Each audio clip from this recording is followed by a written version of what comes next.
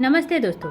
क्या आपके मन में कभी ऐसा सवाल आया है कि हम जिस टाइम पैदा हुए हैं, अगर उसी टाइम में जो बहुत सारे लोग पैदा हुए हैं वो लोग कैसे होंगे, क्या करते होंगे?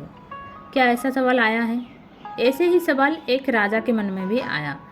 तो राजा ने उनके जो ज्योतिष थे उनको बुला के पूछा कि मैं जिस टाइम पैदा हुआ हूँ उसी टाइम में बहुत सारे लोग पैदा हुए होंगे, तो वो लोग क्या करते होंगे, उनकी लाइफ कैसी होगी?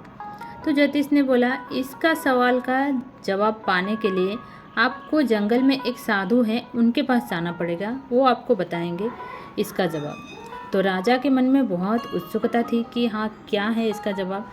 तो वो अपना घोड़ा लेके निकल पड़े साधु के पास। जाके जंगल में जग गए और साधु के पास पहुँचे तो देखिए कि साधु वहाँ पर आग खा रहे थे। कौन सा आग? जो आग जलता है ना, कोयला जो जलता है, वो गरम गरम कोयला खा रहे थे। तो फिर भी गए और उनको पूछे कि मैं जिस टाइम पैदा हुआ हूँ उसी टाइम जो भी पैदा हुआ होगा वो लोग कैसे होंगे, उनकी लाइफ कैसी होगी। तो साधु गुस्सा हो गए और बोले, इसका जवाब मेरे पास नहीं है, तुम आगे जाओ, जंगल के बीचों बीच एक साधु हैं, उनसे पूछो, वो आपको बताएंगे। तो वो फिर आगे गए जंगल के बीच में गए तो उधर और एक साधु थे, उनसे मिले, उनको देखे तो चौंक गए। वो जो साधु थे वो अपना ही मांस खुद नोच नोच कर खा रहे थे। उनको देख के बहुत अलग सा, अजीब सा लगा राजा को। फिर भी राजा गए और उनको पूछे, अपना सवाल पूछे कि मैं जिस टाइम पैदा हुआ हूँ उसी टाइम जो भी लोग पैदा हुए होंगे वो लोग कैसे होंगे, क्या करते होंगे, उनकी लाइफ कैसी होगी। तो तभी साधु महात्मा जो है वो बहुत गुस्सा हो गए। बोले, इसका जवाब मेरे पास नहीं है, तुम आगे जाओ, आगे एक छोटा सा गाँव आएगा, उधर एक 5-6 साल का बच्चा है जो अभी मरने वाला है, तुम जल्दी से जाओ, उसको जाके ये सवाल करो तो इसका जवाब उसके पास है, जल्दी जाके पहुंच जाना, नहीं तो वो मर जाएगा।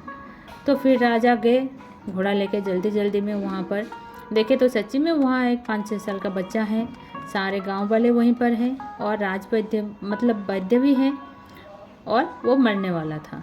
तभी उसको जाके सवाल पूछे कि इसका जवाब क्या है। तभी वो बच्चा हंसने लगा और बोला कि राजन, आप, मैं और जो 2 साधु से आप मिले, हम चारों पिछले जन्म में राजकुमार थे, एक ही टाइम में पैदा हुए थे, चारों राजकुमार थे। और हम एक बार जंगल में गए थे, जंगल में जाके हम लोग वहाँ पर खाना बना के खाने वाले थे। तो वहाँ पर एक साधु महात्मा आए और हमको खाना मांगे, रोटी बना रहे थे तो रोटी मांगे कि रोटी दे दो। तो जो पहले जो साधु को आप मिले, जो कोयला का गोला खा रहे थे, आग वाला कोयला खा रहे थे, उनको मांगे तो उन्होंने बोला, मैं आपको रोटी दे दूंगा तो मैं क्या यह कोयला खाऊंगा? फिर वो दूसरे साधु को मांगे जो अपना मांस नोच कर खा रहे थे, उनको मांगे रोटी, तो उन्होंने बोला, मैं अगर आपको रोटी दे दूंगा तो क्या मैं अपना ही मांस नोच के खाऊंगा? फिर मुझे मांगे तो मैं बोला, मैं अगर अपना रोटी दे दूंगा तो मैं कैसे जीऊँगा, मैं नहीं दूंगा। तो हम तीनों ने रोटी नहीं दिया, लेकिन आपने अपना रोटी उनको दे दिया और आप खुद भूखे रह गए लेकिन उनको खिलाए। तभी जो साधु महात्मा थे वो बहुत खुश हो गए और बोले, अपना ही कर्म के हिसाब से हमें जन्म मिलता है। इसी वजह से आज जो 2 साधु को आपने देखा वो इसीलिए ऐसे हैं, और मुझे तो देख ही रहे हैं, मैं मरने वाला हूँ और आप राजा हैं।